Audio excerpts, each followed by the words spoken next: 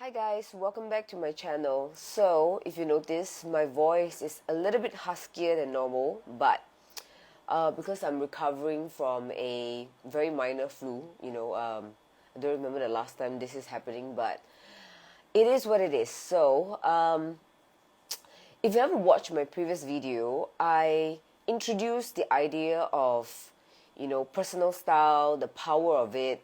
What are the elements that you need to have in order to have a powerful personal style? So, if you haven't watched that video, I highly suggest that you pause this one, watch that video, link in the description box below, and then come back to this so that the rest of my tips here will make better sense. So today I want to take a deep dive into the nuances. What are the differences, between a regular wardrobe essential versus a power essential? So I don't think power essential is a word that is common out there. I would like to believe that I came out with it through my journey of styling clients, myself, and so on. It myself and applying it to the people that I style, it has made a very big difference in terms of whether or not they can achieve their powerful or signature look versus just going blindly, looking at articles and following what is mainstream out there saying that, oh, these are the wardrobe essentials that you need, and then this will ensure that you look effortlessly stylish. I'm very sure that there are some of the pieces of advices out there, some guidelines. It can definitely put you in a better path to looking more stylish, but I personally think that, fashion is for everyone to embrace, but style, it has to be tailored for you. So in this instance, I just want to share with you some very clear examples on what are really regular wardrobe essential, right? How can you use it? And how can you use that knowledge to determine and find your power essentials? So going back to basics, what exactly is a wardrobe essential, right? Essentially, it means these are classic items that has been in the world of fashion for many years. Some people term this as, long-term fashion. It has been proven or tested through trends that no matter what season it is, if you put that on, you wouldn't go wrong. You will still look like you are, part of the social environment, the I always call it like the trends. So one very good example is your black pants, your little black dress, your black blazer. If you Google, you can see all these very common wardrobe essentials like a white shirt, a dark denim. This, don't get me wrong, I highly recommend for those of you who do not have these items anchored in your wardrobe. It is definitely a good step. It is definitely a step in the right direction to building a more stylish wardrobe. But I guess my whole point of bringing this video to you is to help you discover that there is more than just wardrobe essential. There are certain essential that work for certain people, and there are some essential that even though they call it an essential, it may not work perfectly for you. I personally believe that, fashion is for all. Definitely, we should all embrace it.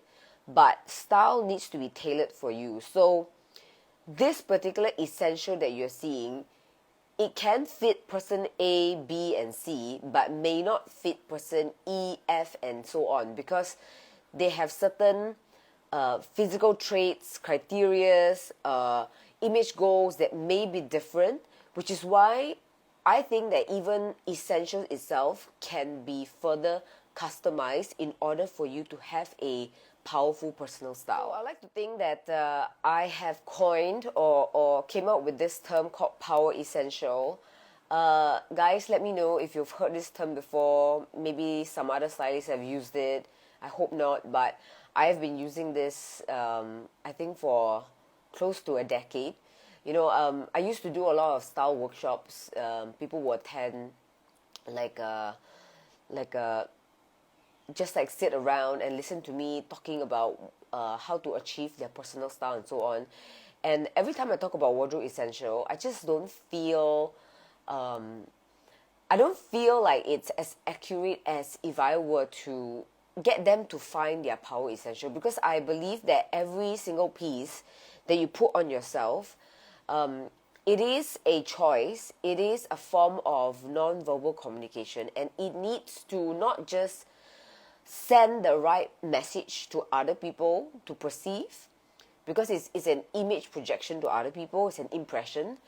It should also impress yourself. It should also give you the kind of feeling and the kind of signal, or send you the kind of message that makes you feel empowered.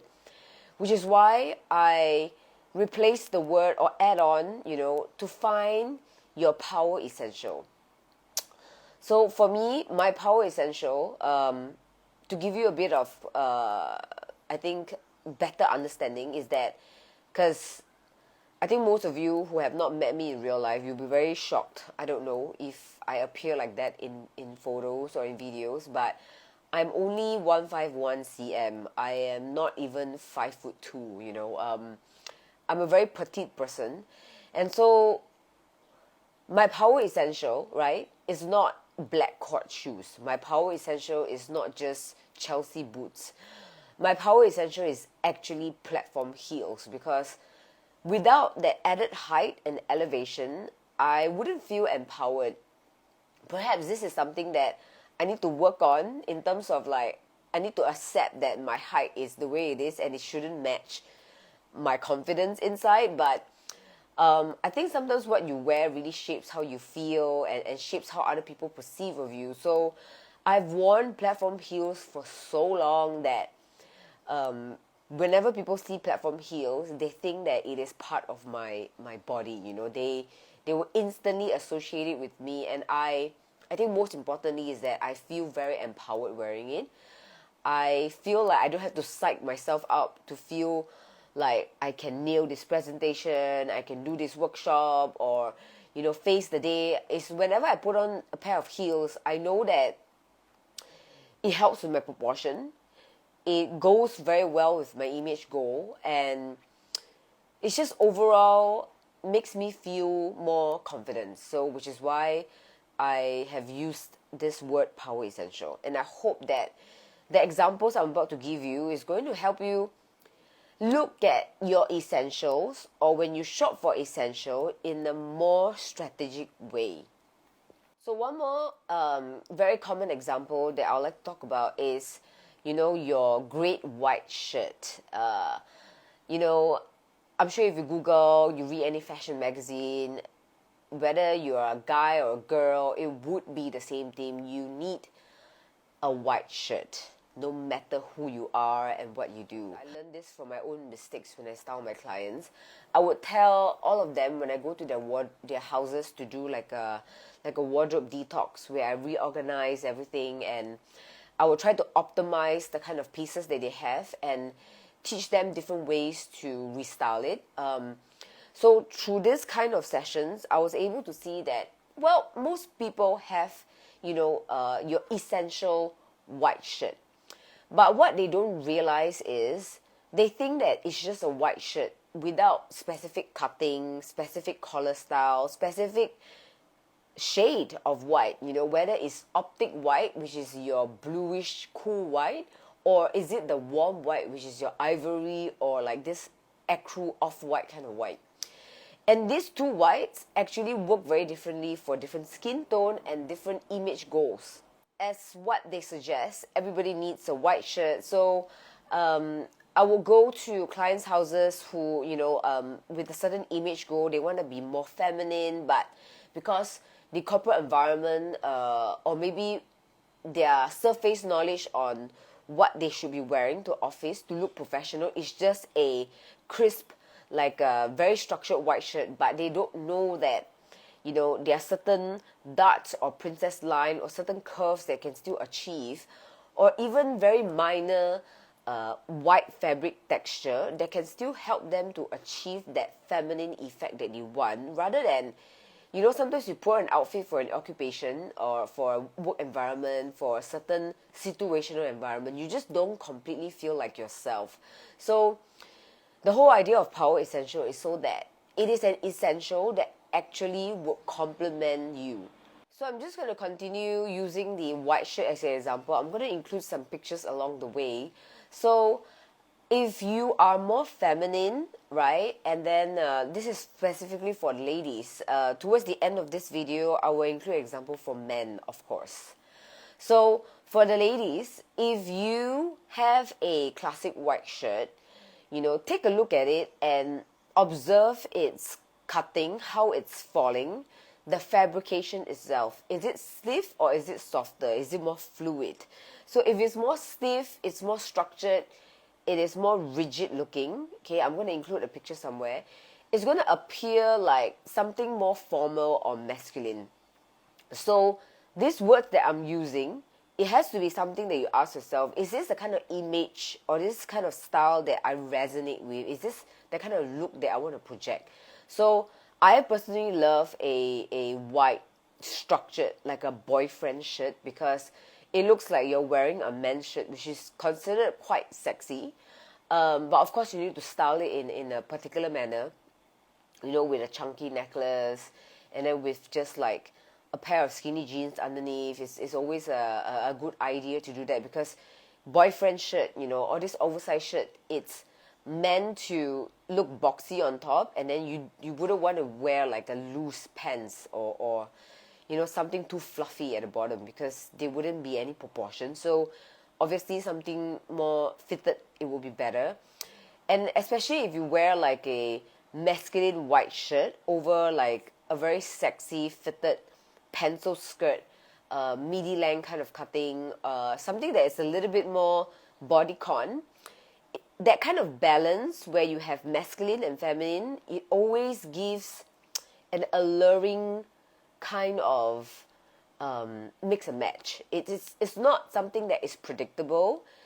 It shows two elements which is very opposing of each other. It's a very seductive way of putting, you know, masculine and feminine pieces together.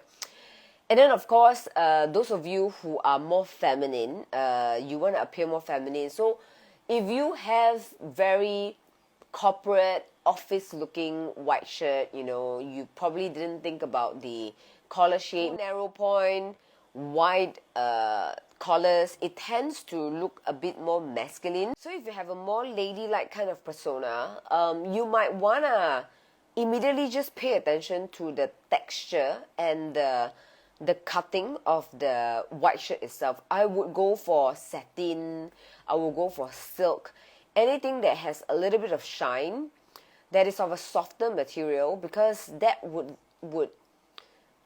it's not a word, but you can use my word, softenize a very masculine white shirt kind of look. The collar style itself, if it's too wide and if it's too stiff, it does have a masculine effect. And at the end of the day, you do want to look for white tops or shirt that has a blousy effect. I will include some examples that I think that it still has a staple of a white shirt, you know, design. It's just that it's being reinterpreted to have a more feminine feel to it. So for a more feminine persona, if that is your image goal, because maybe you have assessed yourself and you know that maybe you have your natural physical features, you look a little bit more unapproachable, you look too masculine. It's not a bad thing, right? So what I'm trying to say here is, some of us, we tend to look a little bit more fierce. So when we wear things that are too rigid, right, or too structured, it might make us look a little bit too intimidating. So for those of you out there who wants to have a softer, more approachable appeal, you should look out for some of the elements that I've just mentioned about. But if you have a naturally softer appeal already and you want to look a bit more assertive, so find that white shirt essential that will actually empower you. Meaning, it has to serve you in the sense that it gives you the image goal that you want. Moving on to examples for the men. So, yeah, I think for guys, a blazer is a must. I don't care who you are. I don't care if you tell me that, the weather is crazy, it's too hot. Why would you even wear a blazer? Nobody can deny the fact, at least this is from my own personal view, if that matters to you. Every guy looks good in a blazer, okay? Even if he is very uncomfortable and he's kind of sweating, will be enhanced with a nice, well-fitted blazer. I'm not even talking about a suit, like a suit set, okay? I know that's a bit much, although that is like the ultimate. A blazer is considered a must-have for every guy simply because whether or not it suits your image goal, right? Just physically speaking, because of the shoulder pads, because of the lapel, whether it's a notch lapel, a pig lapel, is the angle and the design lines that creates this trapezoid, inverted triangle shape that when a guy puts it on, no matter what your body shape is, you would have that inverted triangle kind of proportion or silhouette. And that is very appealing, and it's already instantly assertive, right? In a good way. If you were to look out there on what every guy should need, like a wardrobe essential, is a black blazer. I don't know how many times that I've ever gone to my clients' houses and all they have is this black, rigid, intense looking blazer. Who am I to say that it's like the pot calling the kettle? Am I saying it correctly? I love black. I love to be intense. I love to look very intimidating and mysterious with black. That's my image goal, but not all the time. I know that you cannot overplay things. So if the general advice out there is that every guy needs a black blazer, you need to evaluate your current image, how other people are perceiving of you. You could have an image that already looks very serious, rigid, and then you put on black to go for networking events and for date nights. It's just too, what's that word? Austere? It's just too strict and it's too off-putting, it's a little bit too intense. So yes, a blazer is a wardrobe essential. However, to make it empowered, to make it a power essential, is to find out, I think first things first is your image goal, right? So assess your current image. Do you already look very approachable, or do you look like it's harder to approach you? Do you look like you have softer features and you want to appear more assertive, you want to appear sharper? The kind of color blazer will actually determine that too. And then of course, you need to look at your skin tone, right? Are you warm or cool? So a lot of my warmer skin tone clients where, they are a little bit more tan and maybe their hair color is very close to their skin color, meaning to say, maybe like a blonde hair with like a peachy undertone. Very obvious. They're not very high contrast. Okay, so what do I mean by high contrast is I am a high contrast because my skin is very fair, my hair is very dark. I have very dark eyebrows and eyeliner. It makes me look very high contrast, intense. So when I wear black and white, it matches very well because it's high contrast and high contrast. So for those of you that maybe have a lighter hair, lighter skin tone, and if you wear black, it's going to look like the black is wearing you. It's going to be too severe. So I would recommend charcoal gray, light gray, even like the softer kind of lighter shade of navy. That would complement very well with that kind of skin color contrast. People go with the advice of having a black blazer and then they end up regretting and telling me that Michelle, actually it's harder to match. So with this advice saying that everybody needs a black blazer, everybody needs a blazer, but everybody needs a black blazer, maybe in today's world it's not so relevant anymore. I would actually say that most people need a navy blazer. Some people need black blazer, and some people need the gray blazer.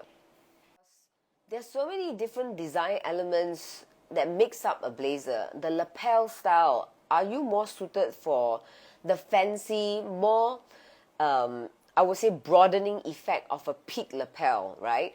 Or do you suit more of a sophisticated, conventional business kind of notch lapel? So that's one thing to consider. Which one is going to empower your image goal more? Which one is going to suit you better? The button style, I have people asking me whether I should invest in a 2-button or a 3-button. So this depends on your body proportion again. And these are the things that we do during our styling session, where we will do an analysis of your body proportion to determine what kind of specific design elements that you need in order to really bring out the best physique that you have. So at the end of the day, your essential shouldn't just be a backbone in your wardrobe. It should also empower the way you look, and it should empower your personal style. So anyways guys, I hope you find this video useful. If you did, please support me by liking, sharing, because this is how I'm going to help to get more exposure to my videos. I try my best, and if you enjoy it, let me know. It keeps me motivated. At least I know I'm headed at the right direction. At least I know what are the future videos that I can plan out. But stay tuned to the next one, as I share with you a little bit more examples when it comes to accessorizing that is also in relations to power essentials. So thank you guys for watching, and I will see you in the next video. Bye.